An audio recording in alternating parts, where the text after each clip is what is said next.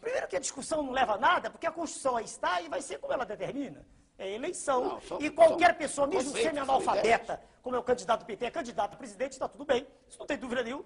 Agora, representa um protesto da classe média contra o que aí está, o que sempre esteve, quer dizer, há muito tempo está, há muito tempo. Porque o senhor Getúlio Vargas era um homem preocupado com a nação, sem dúvida. Estou elogiando um aqui. Getúlio Vargas e Fidel Castro já são dois ditadores. Se o senhor quer olhar sob esse prisma, se para o senhor é extremamente elogiável um presidente que é um boneco, se o senhor gosta disso, eu respeito sua tese. O que está nos seus esquemas, eu não penso assim. Dê-me o direito de pensar diferente. Não, lhe dou o direito. Eu só quero que o senhor diga. Então, vamos voltar à pergunta do Fidel Castro. O senhor disse que não era bem assim. Mas não é assim, qual é o seu modelo de estadista, vai? Estadista, vamos devagar. Do presente ou do passado? Do passado. Vamos para homens de personalidade forte que me impressionaram. Não são da minha geração, então só leitura. Meiji, no Japão, criador da Era das Luzes. Quem direitou o Japão e preparou o Japão para ser a potência que é hoje. Só que ele era um absolutista e não foi eleito pelo povo. Sim, isso é irrelevante. Getúlio Vargas foi ditador e depois foi eleito. O que provou que o povo queria ou desejava. Ser absolutista é irrelevante para o senhor, foi isso que eu ouvi? Quando o senhor diz absolutista, precisa ter cuidado. O senhor volta a Luís XIV. Não, é a história do Japão que diz isso. Então. Não, eu estou citando homens que têm coragem de agir contra o poder constituído, contra esse sistema apodrecido que faz com que uma terra que é a mais rica do planeta, uma terra que é abençoada no seu subsolo, que tem a maior riqueza e água potável do planeta. Doutor Neves. Que faz com que essa terra esteja mergulhada nesse processo, o tempo não saia dele, não tem a possibilidade de sair. Já que o senhor tocou na questão da terra, eu gostaria que o senhor voltasse ao programa do senhor e o senhor respondesse ao senhor Ivan de Souza, de Jacareí, no interior de São Paulo. Posso tomar água? Qual é o projeto do senhor sobre reforma agrária?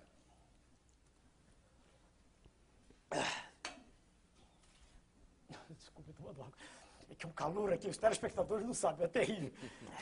Veja bem, vamos primeiro mudar de novo a expressão. A expressão reforma agrária, ela já tem um contexto hoje, dentro do universo semântico de toda a população, que me cria um mal-estar até examiná-la.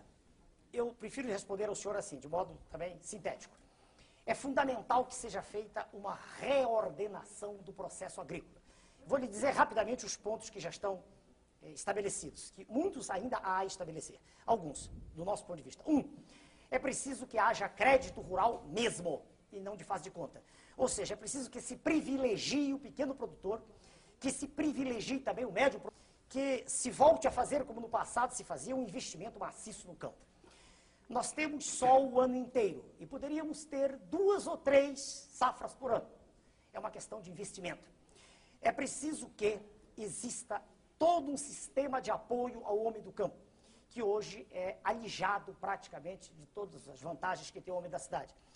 É preciso que haja uma preocupação de toda a nação, e essa preocupação, a nosso ver, só existirá, no nosso caso, em nós deixarmos de ser corredor de exportação, que se exportem os excedentes e que se mitigue a fome. Doutor Enéas, talvez o senhor tenha esquecido de uma coisa talvez que seja importante. Terra para esse homem que o senhor está dando crédito, está dando assistência técnica, etc.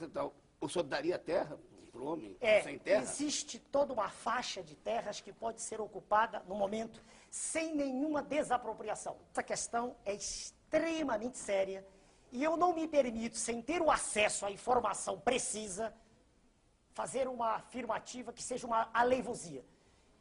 Os senhores, como jornalistas, sabem que as informações que nos chegam são distorcidas. Quando eu falei ainda agora para os senhores de Banco Central, eu sei o que estou dizendo. Quando eu falei de PMF, não cheguei a falar, porque eu cortei no momento. Quando se procura ler nos jornais, a gente não encontra a informação. Qual foi a receita do IPMF? Que foi apresentado como sendo solução há pouco tempo. Ele era 0,25%, não é? 0,025. Não, 0,25. É um quarto de um. Não é 0,25. Se o senhor multiplicar 0,25 por 16, 80, o senhor vai ter 4, que é a ideia do professor Marco Sintra, criador do Imposto Único. Se o senhor multiplicar isso por 12, o senhor vai ter a receita do ano, uma projeção. Foi em abril, a receita foi de, você dá uma fração de que eu não me recordo, 150 bilhões de dólares. No total vai dar 64 bilhões de dólares. Veja como recursos aparecem rapidamente, um minutinho. Mas ninguém sabia, isso foi feito assim rápido. 150 milhões de dólares, com certeza. Sim, retirados da população, ué? Sim, tudo bem. Não, eu estou dando um exemplo. Não estou entendendo a conta. Não, eu estou... Onde é que o senhor chegou a 156 bilhões de dólares? Não, 150 milhões. 0,25% por mês, de tá tudo. certo. Milhões. Neste ano dá 7 milhões. Não, eu tenho dados oficiais. 150 milhões, se o senhor multiplicar isso por 16, o senhor tem os 4% previstos pelo professor Marco Sintra. 2 para quem emite, 2 para quem recebe. Para terminar a análise. Isso vai dar, no ano, pode fazer as contas, vai dar 64 bilhões de dólares. Certo? 64, com certeza, por favor. Pois não, Ibsen. Doutor Enéas, por favor. Eu quero chegar ao seguinte, essa informação não chega à população. Assim também, veja bem, eu não tive... Doutor Enéas, o número é sério, 64 bilhões de dólares é 3 vezes a arrecadação da União no ano, doutor Enéas. Se o senhor me permitir, se nós fizermos um intervalo, eu faço as contas e lhe mostro. Eu vou repetir. 150 milhões vezes 16 Por que vezes 16, 12... doutor Enéas? Porque a alíquota é 0,25 e a proposta do professor Marcos Sintra é 4%, meu Deus. É 2% para quem emite, 2%. Tem o Marco Sintra com isso? Porque ele é o criador da ideia do imposto único. Mas não foi o imposto dele que foi... Ah, mas foi uma distorção. Esse IPMF é um faz de conta do imposto único. Que é isso? Como não foi? O IPMF foi uma percepção primeira da realidade para que depois se aplicasse o imposto único. Doutor Enéas, eu só terminando agora a tese. Eu não tenho, e meu grupo ainda não teve acesso às informações reais. A gente pede uma informação, ela é distorcida, ela é guardada, ela é escamoteada. O orçamento, qual é o orçamento da União? Não foi votado até hoje. Estamos na metade do ano. As excelências, os senhores congressistas. Então eu não tenho ainda para lhe dizer a informação precisa da questão da terra. Essa é a resposta minha. Pode dizer. Bom, só para dizer, por favor, que o senhor acabou de responder, doutor Enéas, a pergunta do nosso telespectador, o senhor Agostinho Ferreira Filho de Moema. Pois não, Ibsen. Doutor Enéas, pois não. Eu gostaria de saber se o senhor acha necessária uma reforma na Constituição e se o senhor a faria dentro do Palácio do Planalto ou a negociaria com o Congresso. Olha, a Constituição tem muitas coisas. Tudo que se apregou aí para mudar da Constituição, para mim não faz o menor sentido. A maioria das coisas. Por exemplo, minério, subsolo. Não vejo razão nenhuma para isso. Pelo contrário, as empresas ditas nacionais são apenas a vidraça de grupos poderosos multinacionais que estão por trás. Então, não vejo. Para mim, são lobbies gigantescos para desnacionalizar cada vez mais o Brasil. Não é? Bom, segundo, monopólio. O nosso partido é totalmente favorável ao monopólio do petróleo, das telecomunicações e seria também do aço. Só que o aço não adianta mais, já venderam. Agora, se o senhor perguntar por que, eu também respondo. Quem detém petróleo, detém energia. Quem tem energia tem progresso. Tem progresso, tem desenvolvimento, tem investimento, tem produção, tem emprego.